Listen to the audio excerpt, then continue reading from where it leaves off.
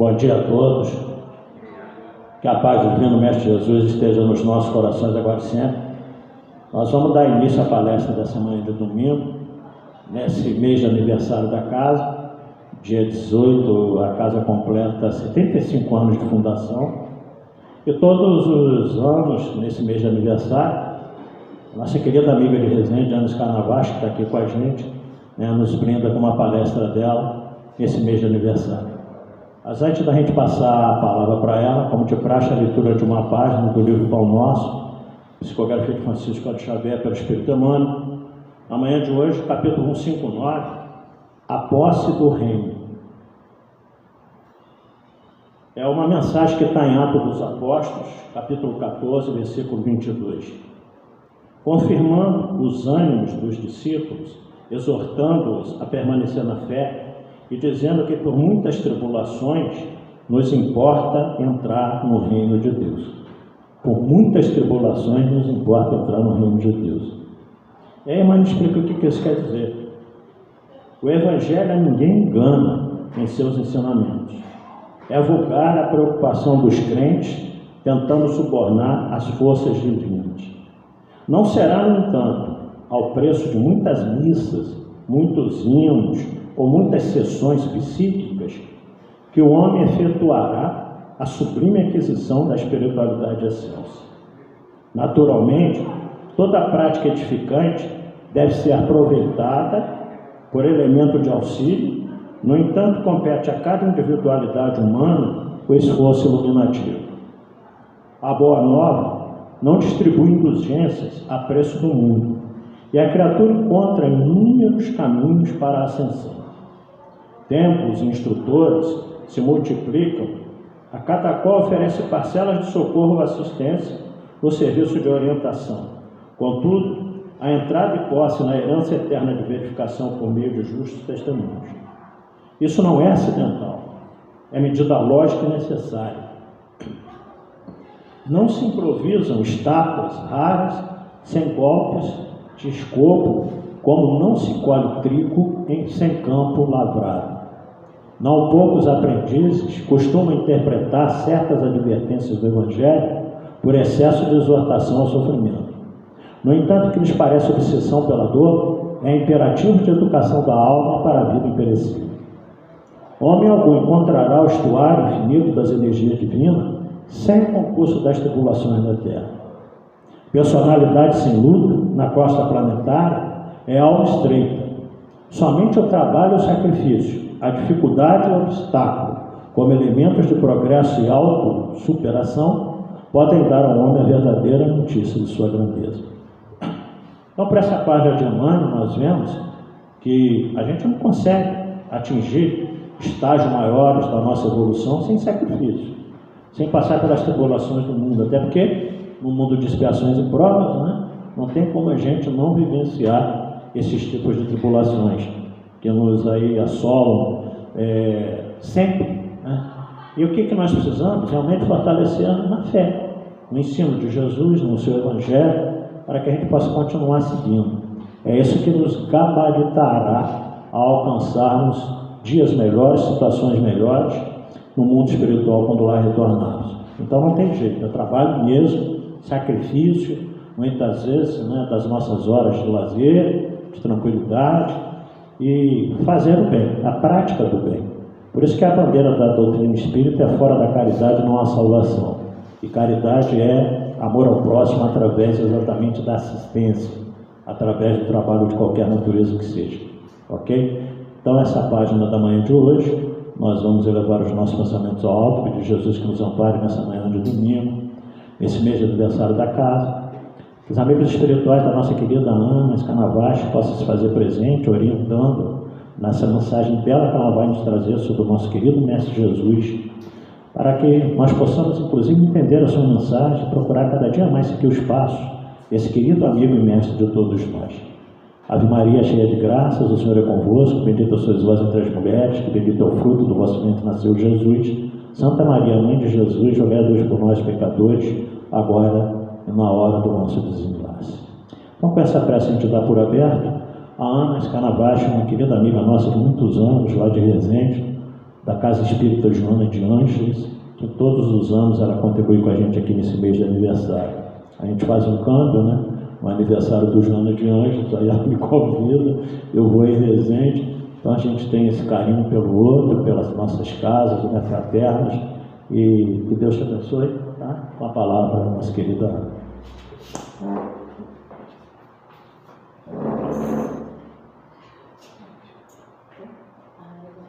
Bom dia a todos. Bom dia. Que a paz, querido Mestre Jesus, esteja com todos nós. Primeiramente, agradecer ao Robinho, sua casa, pelo convite de estarmos aqui para que, nesse encontro, nessa manhã, que faz parte dessa comemoração tão bela, né, de 75 anos, nesse mês, dessa instituição. Então, para nós é, assim, uma grande alegria estarmos aqui e uma oportunidade de juntos podermos fazer uma reflexão em torno do tema proposto, Jesus, Mestre, Modelo e Guia. São colocações que nós vamos trazer aqui, reflexões dos queridos amigos espirituais, nos chamando a atenção, porque muitas das vezes nós ficamos tão presos à informação e deixamos ela numa superficialidade, né? Nós não introjetamos ou não vivenciamos aquela informação, aquela instrução e deixamos ela somente gravada, e aí, sem se dar conta, nós vamos repetindo aquelas informações.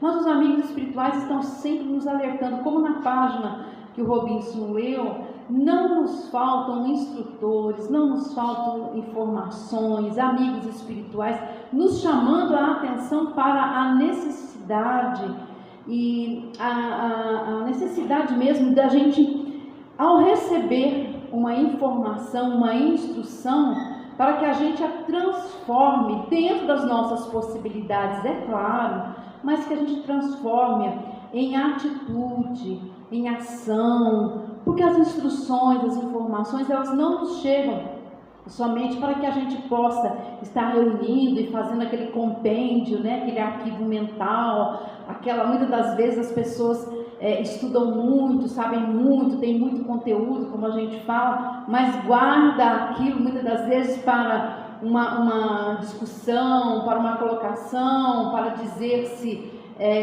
uma pessoa instruída, eu já li, eu sei, isso daí eu já domino. Mas na verdade a gente tem que ter um outro olhar, porque a proposta da doutrina espírita, em verdade, é trazer para nós, através dessas informações, né, o instrumento, o material necessário para que a gente faça a mudança, a transformação, a melhoria nossa.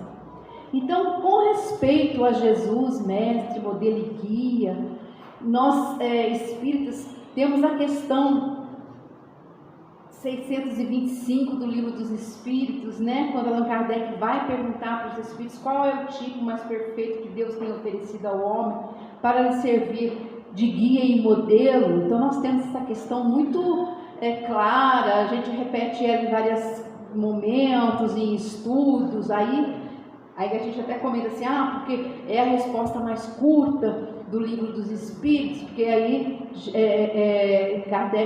os Espíritos vão responder a Kardec, Jesus.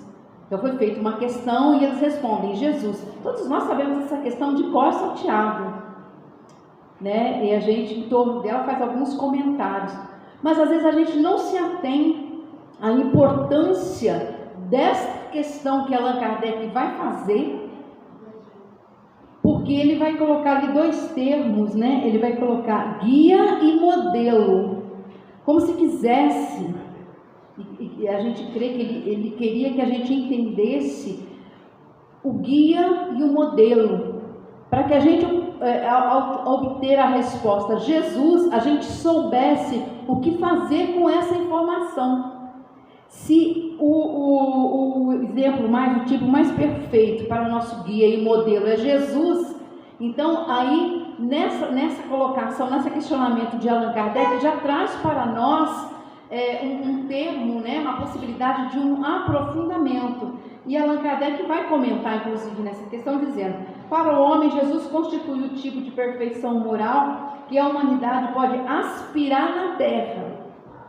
Deus nos oferece como o mais perfeito modelo, e a doutrina que ensinou é a expressão mais pura da lei do Senhor.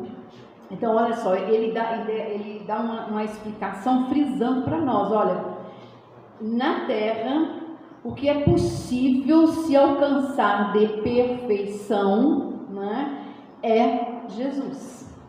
É esse modelo, esse guia que Deus traz para a humanidade.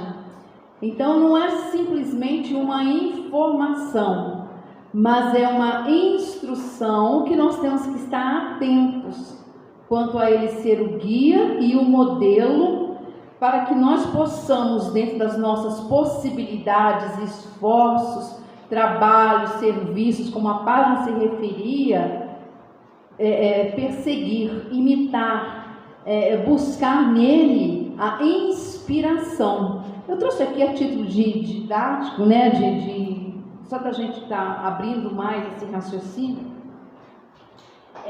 Essa definição de modelo, que nós bem sabemos que modelo é uma forma típica que a gente procura produzir, né, imitar. A gente vislumbra algo, um modelo. Os artistas utilizam do modelo como inspiração, como algo a ser reproduzido na sua obra. Então, o modelo é algo que a gente busca, ao vislumbrá-lo, nos inspirarmos para alcançarmos a execução de uma obra, de um trabalho.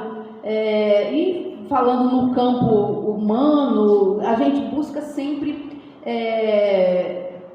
observar o modelo, né, de comportamento, de atos, daqueles que seguem à nossa frente. Então o modelo é esse, é essa figura que vai nos nortear. Porque se a gente pensar bem, nós, enquanto seres humanos, necessitamos de referências. Nós necessitamos de buscar, eu quero ser igual, um dia eu vou chegar a ser, eu vou me dedicar ao trabalho porque eu acho muito bonito o que a pessoa faz. Então, a pessoa transforma-se no modelo, para que a gente possa também, dentro dos nossos esforços, ir buscando concretizar, né, aquele exemplo. Então, entender Jesus como modelo é perceber em seus atos, em suas atitudes, na maneira como procedeu nessa ou naquela situação, uma referência atemporal a ser imitada.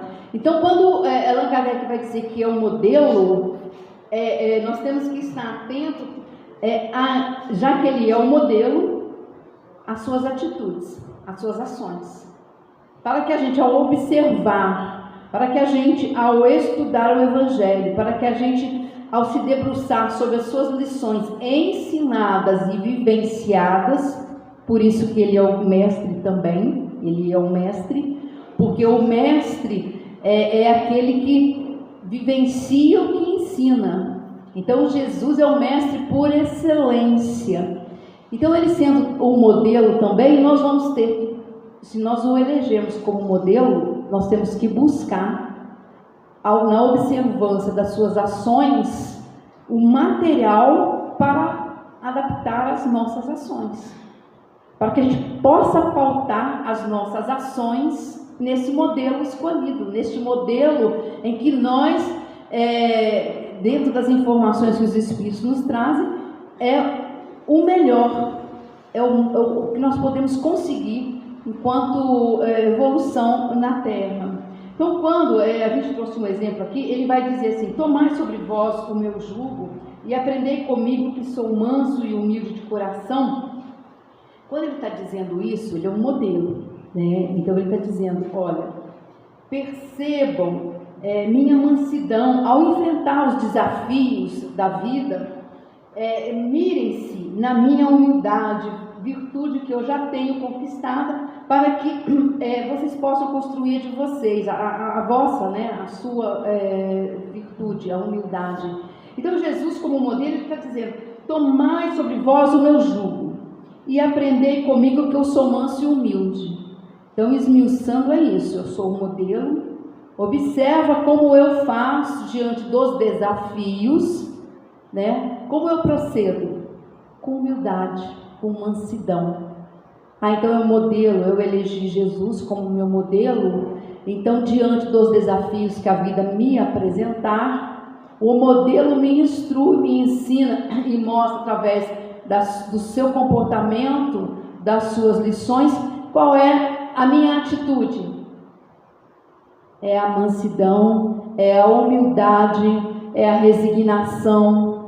O modelo ele está repleto, né? As suas ações estão repletas destes ensinamentos. Então, nós, conscientes de que o elegemos como modelo, temos que estar atentos ao nosso comportamento, às nossas atitudes diante dos desafios da vida. Porque se ele é o modelo, as nossas ações têm que estar alinhadas, precisam estar de conformidade com o que ele nos ensina. Senão de nada nos adianta dizer e afirmar: Jesus é o modelo e guia da humanidade. Mas se eu não busco me comportar conforme ele me ensina e exemplifica, de que está me adiantando, né, esse modelo? Como é que nós entendemos o guia? O guia, claro, né, nós sabemos muito bem que o guia é aquele que aponta o caminho. Por que ele aponta o caminho? Porque ele já fez o percurso, ele conhece o caminho, ele conhece os perigos, os desvios, ele conhece esses desvios que podem e levam a derrocadas, que levam a prejuízos consideráveis, a quedas. Então o guia é aquele que percorreu, por isso ele conduz, ele aconselha, ele adverte. Então, quando Kardec fala que Jesus é também guia, é porque ele, ao ter percorrido toda a trajetória até chegar à condição de espírito puro que ele é, ele tem cabedal, material, vivência, conhecimento para nos conduzir, para nos dizer e alertar: olha, não vai por aí é perigoso, siga por aqui. Siga esse caminho, advertindo-nos para quê? Para que a gente possa, se tiver ouvidos de ouvir e olhos de ver, para que a gente possa se precaver de grandes prejuízos, de grandes sofrimentos. Muitas das vezes nós conhecemos, né, os conselhos, os ensinamentos de Jesus, mas teimosamente nós optamos pelas nossas escolhas. E muitas das vezes nós sabemos e sentimos em nós o sofrimento que nós vamos colhendo em consequência de escolhas infelizes que estão em desacordo com aquilo que ele nos ensina. Então nós mesmos, inadvertidamente, muitas das vezes desprezamos o modelo, desprezamos os conselhos que o guia nos traz, e ao fazermos as nossas opções, muitas das vezes dentro de condutas egoístas, de condutas orgulhosas, nós acabamos em terrenos lamaçais, espinhosos, e colhemos muito sofrimento. Mas por quê? Nós temos o guia e modelo. O que nos falta? Falta uma decisão corajosa, responsável, consciente de seguir Jesus dentro daquilo que ele nos traz como exemplos no nosso dia a dia. A gente sempre ouve, né, um ou outro expositor dizer: adiante de uma situação que você não sabe como fazer, pergunte-se: o que Jesus faria no meu lugar? Diante de uma discussão, diante de alguém que nos ofende, diante de uma situação que nos surpreende e nos tira da nossa estabilidade, o que Jesus faria neste momento? Iríamos retribuir? Iríamos discutir? Iríamos devolver a ofensa? O que nós faríamos? Seguir o modelo é estar em estado constante de inquietação e de questionamento. Porque se nós não fizermos isso, nós estaremos sempre agindo muitas das vezes impulsivamente, outras vezes nós estaremos agindo, não agindo, nós estaremos sempre reagindo. E Jesus não ensina reação para nós, Ele ensina a ação. Ele é o modelo e guia e nos ensina a ação dentro de um comportamento fraterno, solidário, humano, responsável, coerente, amoroso. Esse é o nosso modelo e guia, repletos de lições amorosas. E nós que dissemos segui-lo, muitas das vezes deixamos a amorosidade de lado, deixamos a fraternidade de lado e agimos na prepotência, e agimos pelo orgulho. Então, nestes momentos, nós não estamos efetivamente trazendo para a nossa vida Jesus como guia e modelo. Não estamos. Nós estamos fazendo para nós o nosso próprio guia, o nosso próprio modelo, pautando as nossas ações de conformidade com aquilo que nós acreditamos ser melhor, mas que, como eu disse há pouco, logo mais à frente a gente vai ver que não nos leva a lugares ou a estados de felicidade, pelo contrário. Então, Cristo sempre foi o guia por excelência, mostrando-nos os caminhos seguros, alertando-nos sobre essas trilhas. Aquele que quiser ser o maior dentre vós, seja o servo de todos. Ele apontava assim o caminho da grandeza de espírito, a grandeza de quem serve. Olha, essa fala de Jesus, para nós já é desafiadora. Aquele que quiser ser o maior entre vós, seja o servo de todos. Quanta dificuldade nós temos muitas das vezes de sermos o servo, né? Quantas vezes nós temos dificuldade de deixar um lugar do maior, do que sabe, do que atende, do que aquele que entrega, do que aquele que doa, do que aquele que vai ao encontro do necessitado. A gente, sem pensar muitas das vezes, a gente se coloca num pedestal e a gente se mantém ali como se a gente fosse superior ao outro, mas ele vai nos chamar a atenção. Ele é um modelo e guia, ele vai dizer, olha, quem quiser ser o maior, se torne o servo. Então você vai fazer todas essas ações para auxiliar aquele que no momento encontra-se em condições materiais inferiores. Faça de uma forma que o outro não se sinta inferior, mas irmão que neste momento necessita de auxílio. É esse ensinamento que ele nos traz nessa fala, né? Se tornar o servo no sentido de não se projetar maior, não se... porque o orgulho nos coloca nesse patamar, né? O orgulho nos fala, bom, eu tenho tal cargo, eu desempenho tal função, eu sou importante. Esquecidos que somos, que na verdade... Quanto mais comprometimento, mais responsabilidade nós temos, não tenhamos a menor dúvida, somos os mais necessitados. Somos aqueles que precisamos dessas lições, desse exercício efetivo da caridade, da escuta, do trabalho, porque nós temos muitas feridas a serem curadas, porque nós temos muito a aprender. Então, em verdade, se no mundo material o cargo significa a importância, significa que a pessoa ela é grande, que ela é maior, que ela é importante, nós temos que ter a visão espiritual. O cargo, na verdade, são momentos e oportunidades de trabalho que Jesus, que Deus, nosso Pai, nos oferece como material de trabalho, não pelo outro, mas para nós mesmos.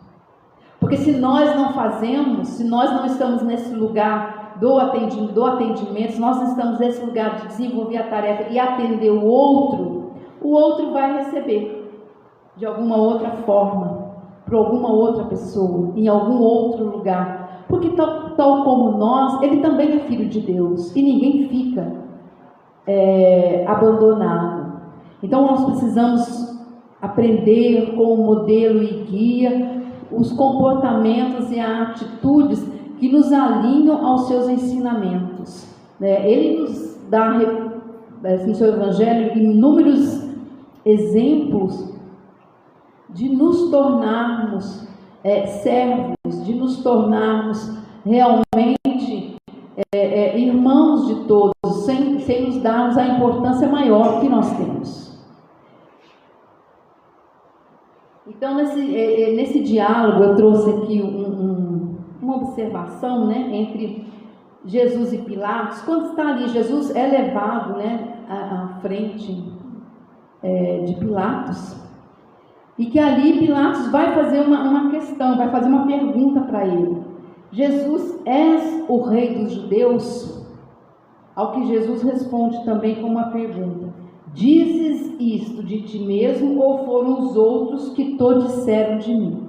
Eu trouxe essa questão aqui para que a gente possa fazer uma reflexão com a questão que nós começamos, Jesus é o modelo e guia da humanidade. E Jesus pergunta a Pilatos: você diz isso de você mesmo? Porque você refletiu, porque você pensou, porque você chegou nessa conclusão, ou porque você ouviu? Ou porque você está repetindo o que você ouviu? Então, trazendo para nós espíritas, a gente pode perguntar assim: eu digo que Jesus é o modelo e guia, porque está na questão 625 do Livro dos Espíritos, ou porque eu, no meu dia a dia, dentro das reflexões que eu faço, eu realmente tenho ele como modelo e guia? Porque replicar a informação que chega é fácil, mas é necessário a gente verificar o quanto dessa informação nos penetrou, e o quanto a acolhemos e o quanto nós buscamos vivenciá-la. Então, a conclusão que você tem dessa visão ao meu respeito, no caso Jesus, é algo que parte de ti, ou algo que você ouviu aí, de alguém, ou simplesmente tomou para si, sem que tenha sido uma reflexão, sem que tenha sido algo que nasceu da sua intimidade.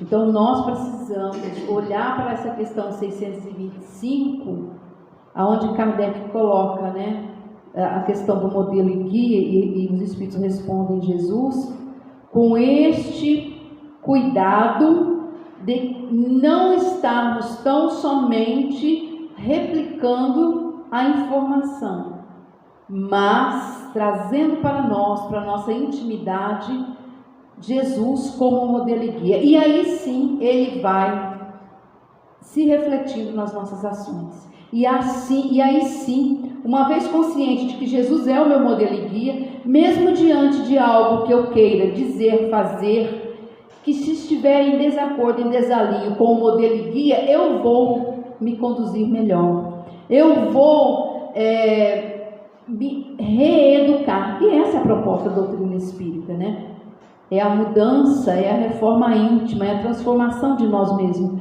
Mas para eu fazer a transformação daquilo que eu sou, eu preciso de um modelo. Então eu vou me adequando ao modelo e guia que é Jesus. E aí eu vou conformando as minhas ações de acordo com os teus ensinamentos. No livro Caminho, Verdade e Vida, eu trouxe só um trechinho, porque ali Emmanuel vai tirar essa resposta na verdade é uma questão que ele faz para Pilatos, e vai comentar isso. Então ele diz assim, essa resposta que Jesus fala para Pilatos: dizes isso de ti mesmo, ou foram os outros que tu disseram de mim? Então, quando encaramos no Mestre a personalidade do Salvador, diz Emmanuel, por que nós o afirmamos? Estaremos agindo, ele vai dizer, como discos fonográficos na repetição pura e simples das palavras ouvidas? Questão 625, nós estamos repetindo, E Emmanuel prossegue: é necessário conhecer o motivo pelo qual atribuímos títulos amoráveis e respeitosos ao Senhor. Então é necessário nós refletirmos por que nós damos a Ele, atribuímos a Ele esses títulos de modelo, de guia, de mestre? Qual é a importância disso? Qual a reflexão, a consequência disso nas nossas vidas? Continua ele: nesse capítulo, portanto, é ilógico recorrermos sistematicamente aos patrimônios alheios. É útil a todo aprendiz testificar de si mesmo, iluminar o coração com os ensinos do Cristo, observar a influência excelsa nos dias tranquilos e nos tormentosos. Então aqui Emmanuel vai fazer para nós uma advertência. É ilógico recorrermos sistematicamente aos patrimônios alheios. Então isso é uma coisa que às vezes a gente não se dá conta, mas que nós ficamos e perdemos as oportunidades de fazer a luz em nós mesmos. Quando isso acontece? Quando nós passamos tão somente a reconhecer, e isso é importantíssimo, né? Os nossos irmãos de caminhada que já se fizeram com que Jesus realmente, efetivamente, fosse o mestre, o guia em suas vidas, e nós ficamos tão somente a admirar, a reconhecer, a vislumbrar, e ficamos ali muitas das vezes inadvertidamente, né? Nós, enquanto seres humanos, em qualquer doutrina religiosa, tem uma tendência, né, de ficarmos adorando esta ou aquela criatura, e isso acontece no movimento espírita também. Então Emmanuel vai dizer que isto é ilógico, porque nós temos que fazer esta luz em nós mesmos. Esses irmãos que caminham à nossa frente, Chico Xavier, Divaldo, Dr. Bezerra, Joana de Andes, esses espíritos de escola, eles já fizeram a decisão deles. Se nós vamos nos debruçar e olhar para as suas vidas, para as suas experiências, nós vamos ver ali claramente Jesus como guia e modelo exercido nas suas ações. Chico, quantas vezes chorava, né, no recanto íntimo da sua casa, porque era acusado, porque ele não era compreendido, mas secava as lágrimas e ia ao socorro do sofredor. Isso é viver o guia e modelo, porque ele, na sua essência, enquanto ser humano, tinha as suas dores. A incompreensão fere, dói, mas como ele elegeu Jesus e modelo e guia para a sua existência, né, ele vai então, após esse momento de dor, ele vai vivenciar o que Jesus ensinou. Então ele vai socorrer a mãezinha, ele vai socorrer aquela que perdeu, né, o seu filho, ele vai psicografar, ele vai fazer comentários sobre o Evangelho, ele vai para lugares distantes, naqueles casebres perdidos nas matas ao redor da cidade, levar um pão, levar um consolo, aplicar um passe. Isso é viver o modelo e guia. Então, Emmanuel vai dizer, é ilógico nós ficarmos só admirando. E aí, às vezes, a gente passa uma existência inteira só falando, ai, doutor Bezerra teve uma vida maravilhosa, repleta de testemunhos. Sim, inegável. Mas isso é para que nos chame a atenção, para que nós busquemos a vivenciar os nossos testemunhos, para que a luz se faça em nós também. Porque uma vez vivenciado Jesus como modelo e guia na nossa vida, inevitavelmente a luz há de nascer e brotar em cada um de nós. E sem esta luz própria, por mais que nós admiremos este ou aquele irmão que caminha à nossa frente, nós caminhamos de forma vulnerável, porque se nós não desenvolvemos em nós essas fibras na alma, através do trabalho, da caridade, da vivência do Evangelho, nós não temos material para atravessar a grande noite. O que é a grande noite? A noite do desafio, a noite do sofrimento, a noite em que o filho parte antes dos pais, a noite da queda, a noite do abandono, a noite da perda material. Se eu não tenho esta luz em mim, por mais que eu tenha admirado Dr. Bezerra, Joana, Chico, eu não tenho material para lidar com esses desafios. Então é necessário que essa luz se faça em nós. Por isso Emmanuel usa o termo ilógico. Vamos sim reconhecer os irmãos que deixaram lições maravilhosas, que nos deixaram exemplos edificantes, mas fazer a nossa parte, vivenciar cada dia o Evangelho de Jesus no nosso lar, no nosso trabalho, na nossa casa espírita, onde quer que estejamos, conosco mesmo, amando-nos, cuidando de nós, né? reconhecendo em nós um espírito imortal, que falha, que erra, que se equivoca, mas que a cada dia tem a oportunidade maravilhosa de recomeçar com Jesus. E nesse livro, no final, ele tem uma lição chamada Façamos a Nossa Luz, né? Façamos resplandecer a vossa luz diante dos homens, Jesus diz em Mateus. Então ele vai dizer que nessa grande noite é necessário a gente fazer a nossa luz, porque nós não vamos, como eu disse há pouco, conseguir atravessar essa grande noite fazendo-nos valer das luzes alheias. Cada um tem que fazer em si a própria luz.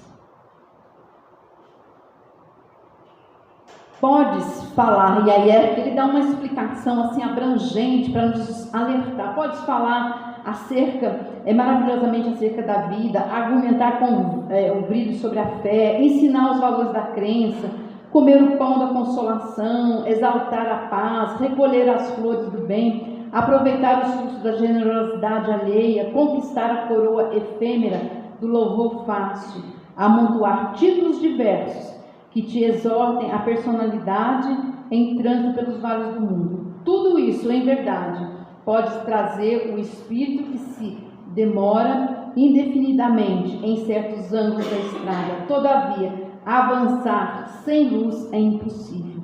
Então ele diz que nós podemos fazer todas essas coisas se a gente ficar tão somente admirando os nossos irmãos que caminham já iluminados, porque ele diz: quando nós fazemos isso, nós estamos só demorando, quando nós não estamos ocupados em nós mesmos desse desenvolvimento, dessa luz que há de crescer em nós. Então, precisamos, através dessa consciência do trabalho e da atenção com os ensinamentos de Jesus, fazer com que essa luz se resplandeça em nós, porque ele vai dizer: não conseguimos avançar sem a própria luz. Não conseguimos. Vamos ficar nesse terreno só, né? Do admirador, daquele que cultua, daquele que cumpre somente os seus que são importantes, né? Os seus compromissos, a sua responsabilidade. Mas a luz tem que se fazer em nós. Todos nós conhecemos a história do irmão Jacó, né? Que foi Frederico Figner, ex-presidente da FEB, que fazia tudo isso, distribuía o pão, falava maravilhosamente bem, atendia, visitava os morros do Rio de Janeiro, aplicava passe, e aí ele desencarna. E ao desencarnar, ele se assusta, porque ele diz na obra, né, na obra Voltei, que ele não tinha luz, ele estava cinza, uma névoa. E ele observa, inclusive, que um senhorzinho que ficava sempre ao fundo da sala, sempre em tarefas bem humildes, lhe aparece repleto de luz. Mas como assim eu, ex-presidente da FEB, fiz tudo isso? E cadê a minha luz? Então ele vai entender que, na verdade, o cumprimento meramente das tarefas, o executar dos serviços, aquilo que nós fazemos comumente no dia a dia, se não for vivenciado com amor, com entrega, com verdade, com compaixão, sem julgamento, com perdão, com compreensão de que o outro assim o é, porque se encontra em tal estado evolutivo, se nós não tivermos esse olhar, esta luz não brota. Porque é algo interno, ela não nasce das ações externas. As ações externas a mantém, desde que no âmago da nossa alma elas sejam executadas com amor. quantas vezes nós executamos as tarefas, por exemplo, na casa espírita, tão somente no cumprimento das tarefas. A gente entrega as coisas, a gente faz isso, faz aquilo, mas em verdade o coração está fora da ação, né? Olhamos o nosso irmão e muitas vezes nós fazemos julgamentos, nós estabelecemos condições, inclusive para a caridade. O Dr. Bezerra de Menezes vai nos alertar dizendo que a caridade, quando encontra a burocracia, ela chega tarde demais. Então nós precisamos estar atentos às nossas vivências, aonde quer que estejamos, sempre alinhados aos ensinamentos e às lições de Jesus. E Emmanuel vai fazer esse alerta, então, dizendo que o Cristo ele tem estado em imagens, em bandeiras, em pinturas, mas enquanto a gente não trazer ele para o nosso coração, para as nossas ações, ele será somente um símbolo, não é o Mestre vivo. O Mestre vivo é aquele que palpita em nosso coração e que direciona as nossas ações, porque nós assim o reconhecemos como nosso Mestre, como nosso modelo e como nosso guia. Se alguém não traz o Espírito do Cristo, esse tal ainda não é dele, diz Paulo. Então Jesus não é um símbolo legendário, é um Mestre vivo. E ele é um Mestre vivo que nós muitas das vezes não reconhecemos e não exercitamos na nossa vida, nas nossas ações. Que Emmanuel vai dizer assim que muitas das vezes é um cristianismo sem Cristo. Basta a gente olhar os dias de hoje, né? É um cristianismo sem Cristo. Porque se houvesse Cristo nesses cristianismos que a gente vê por aí, muita, se não a maioria das ações, das atitudes e das falas não caberia, porque são dissonantes das suas lições de amor, porque o Cristo fala e nos ensina, nos instrui sobre a compaixão, o amor ao próximo, não fazer a diferença, o compartilhar, o dividir, o assistir ao outro que necessita. E muitos desses cristianismos são contra.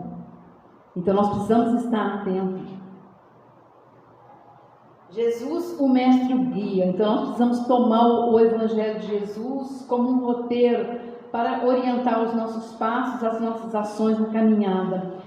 Haroldo Dutra vai dizer que o Evangelho de Jesus, ele é um código que é um código universal que foi assim, um compêndio que teve que caber na nossa estreita linguagem, pobre linguagem, mas que ele é um universo em si mesmo e que nós só vamos compreendendo conforme nós vamos evoluindo. Quando nós ainda temos precariedade de cognição, de entendimento, o Evangelho muitas das vezes é só a letra. E Jesus nos adverte, né, para não ficarmos na letra que mata, né, mas o Espírito que vivifica.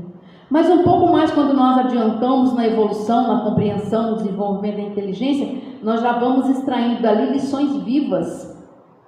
Nós vamos como que alargando o nosso entendimento. E Emmanuel vai dizendo que isso vai indo de conformidade que nós vamos consultando e nos debruçando sobre o Evangelho.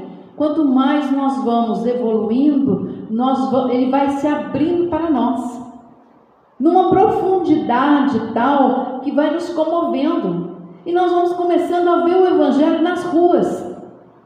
Nós vamos vendo as lições do Evangelho na natureza.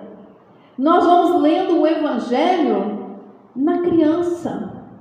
Nós vamos lendo o Evangelho na admiração do céu, das estrelas. Porque ele está em tudo. São as palavras de Jesus, são os ensinamentos que ele nos traz libertadores. Então, nós precisamos estar atentos ao estudo e meditação do Evangelho para que efetivamente o Mestre, modelo e guia dialogue no âmago da nossa alma conosco. A cada passo que nós damos nesta compreensão, mais ele se achega a nós. Quanto mais nós lemos, refletimos e buscamos vivenciar, mais profundamente vamos compreendendo os seus ensinos, mais nós vamos encontrando a paz, a alegria, a fé, a consolação, a esperança. Então é esse código que vai ampliando na medida em que nós vamos também buscando compreendê-lo. E para isso é um exercício entre o aprendizado das lições e a vivência das mesmas.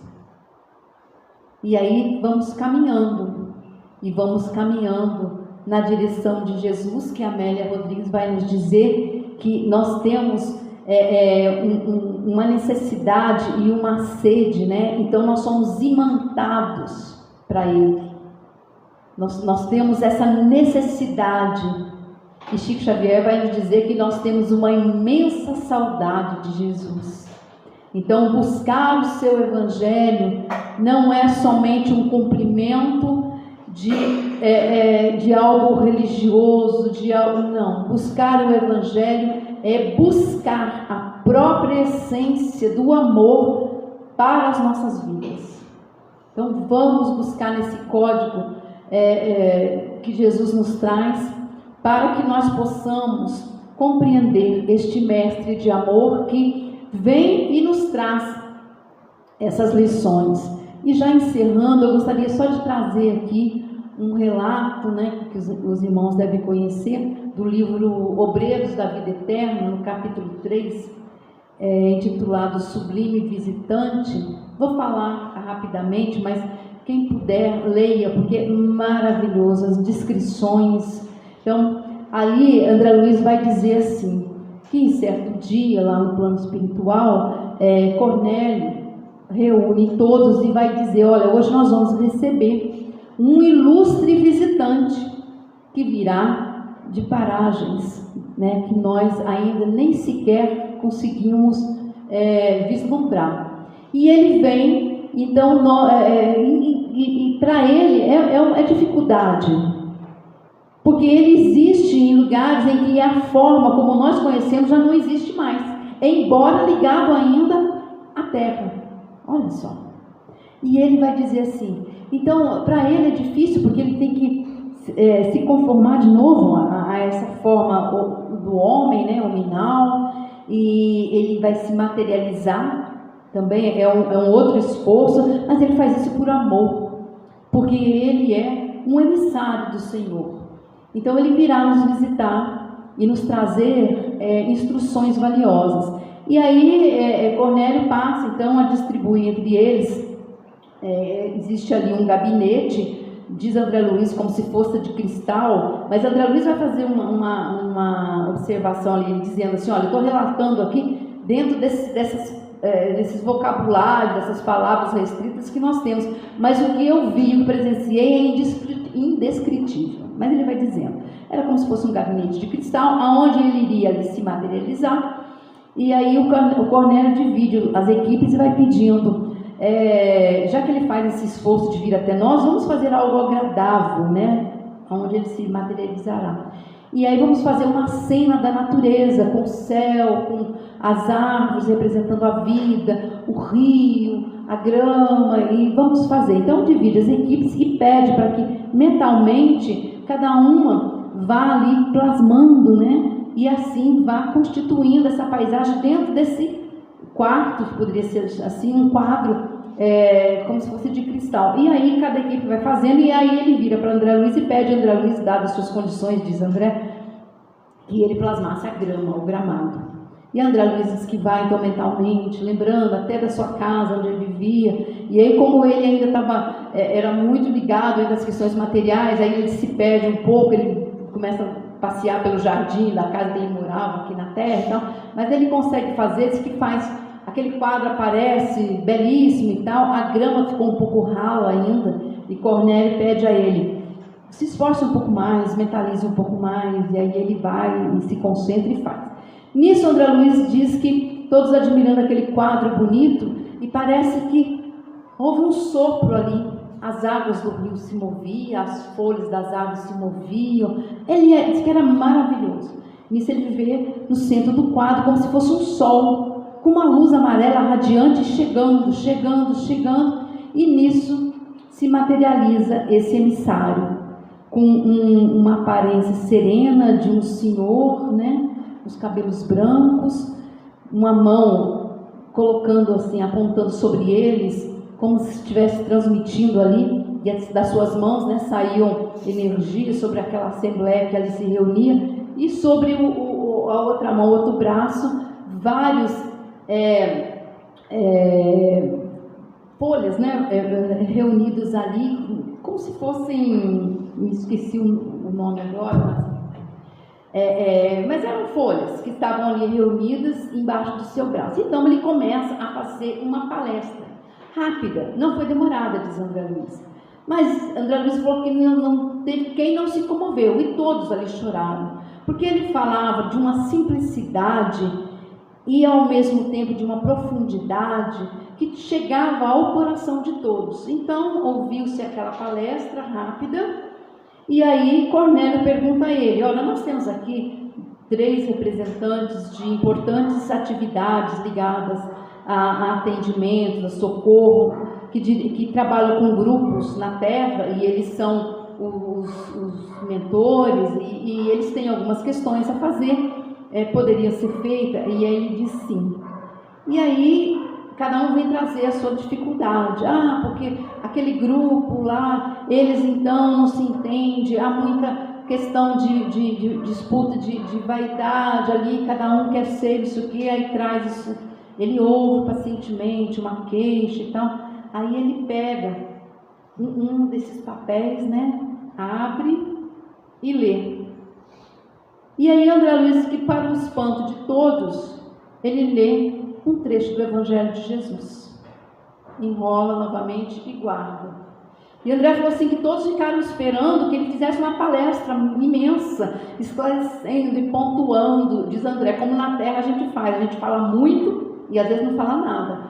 Então eu ficava esperando isso, e ele lê um trecho do Evangelho de Jesus, e ele nota, né, essa inconformação, né, e ele faz um breve comentário, passa ao próximo, faz a mesma coisa, o próximo instrutor relata as dificuldades de trabalho que ele encontra com aquele grupo e tal. Ele pega novamente, abre e ali lê um outro trecho do Evangelho de Jesus, guarda, e assim sucessivamente até o terceiro.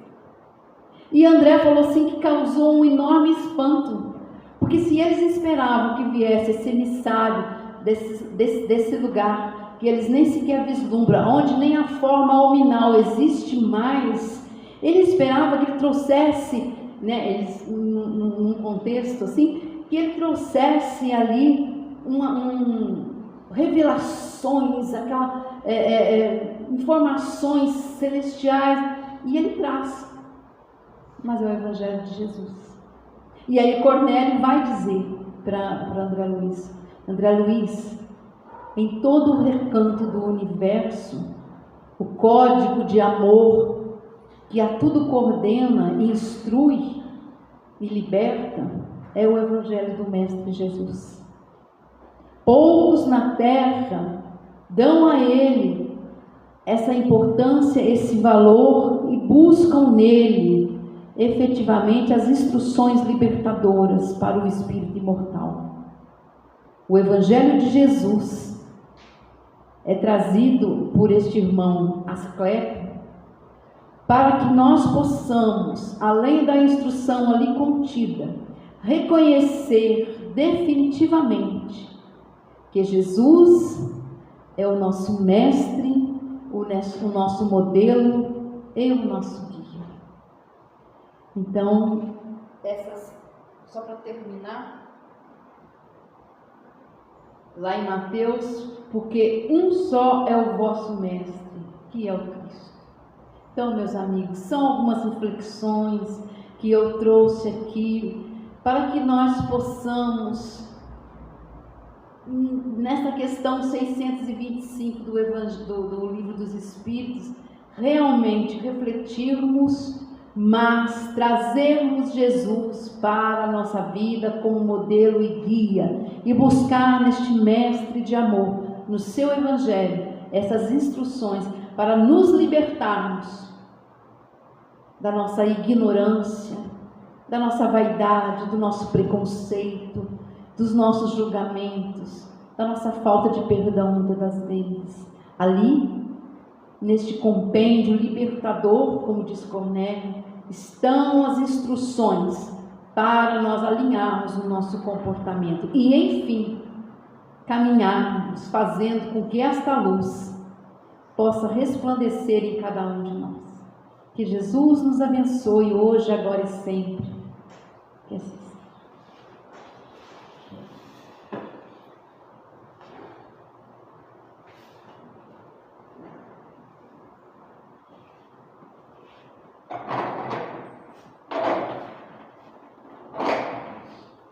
Agradecemos, nossa querida amiga Ana, mais uma mensagem esse mês de aniversário da casa, esclarecedora a todos nós, sobre o nosso querido Mestre Jesus. Eu não vou me estender muito nos avisos, não, só nas próximas palestras. Tem que liberar a Ana, que ela ainda vai participar lá no A Caminho da Luz, do estudo que está tendo lá até meio-dia. Mas as próximas palestras nossas, quarta-feira que vem, o João Carlos vai nos falar sobre o egoísmo. No domingo que vem, Casa Espírita Guardiã da Memória, Olímpia, lá de Valença, primeira vez que a Olímpia comparece à nossa casa. No dia 18, na outra quarta-feira, a EDAC 75 anos, a diretoria vai fazer um evento aqui com os ex-presidentes da casa, alguns ainda estão encarnados, como eu, que a gente vai falar algumas coisas aqui sobre a Casa Espírita. No domingo, dia 22, nós teremos a presença do João Luiz Nascimento, de Cachoeira Paulista, que também tem vindo nos últimos anos, no mês de aniversário da nossa casa. O João vai falar sobre o espírito imortal em busca do êxito. E finalizando o mês de aniversário da casa, dia 25, na quarta-feira, a Lei do Progresso com a Fátima Baliza, aqui de Volta Redonda mesmo, ok? Então estão todos convidados para participar desses dias festivos, desses 75 anos de fundação da EDAC. Quadro de aviso está ali, nós temos os cursos que estão começando agora em fevereiro, vou deixar para anunciar na quarta, no outro domingo, para a gente não tomar muito tempo hoje, ok? Então vamos encerrar essa primeira parte, agradecendo a Deus por essa oportunidade aqui estarmos, pedindo a Ele que nos ampare em todos os dias da nossa existência aqui na Terra. Que seu Filho, Mestre amado, conforme a mensagem brilhante da nossa amiga Ana, esteja sempre junto de nós, como ele sempre está. Nós é que precisamos perceber isso um pouco mais de perto. Pai nosso que está no céu, santificado seja o vosso nome. Venha a nós o vosso reino. Seja feita a vossa vontade, assim na terra como nos céus. Pão nosso de cada dia nos dai hoje, perdoai as nossas ofensas, assim como nós perdoamos os nossos ofensores. E não nos deixeis cair nas tentações do caminho, mas livrai-nos de todo mal, que são teus o reino, o poder e a glória para todos sempre.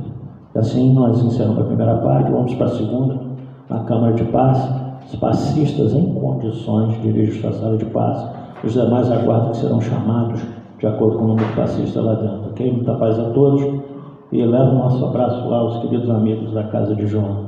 Okay?